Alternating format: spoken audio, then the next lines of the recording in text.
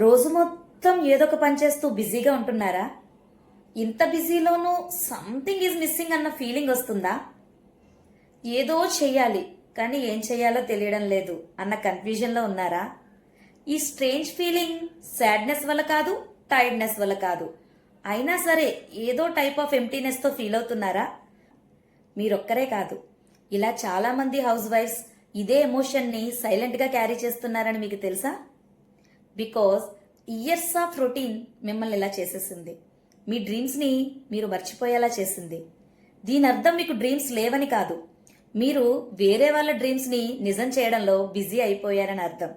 I am here with you, to walk beside you, to help you believe again, to remind you that you are not just someone's wife, mother or sister.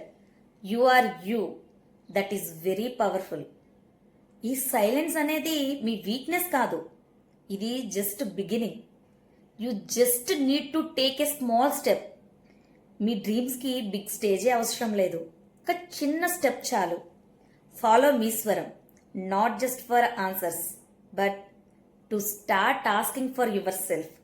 Because your story matters, your effort matters, your dream matters, your voice matters. మీ స్వరం with Subbalakshmi.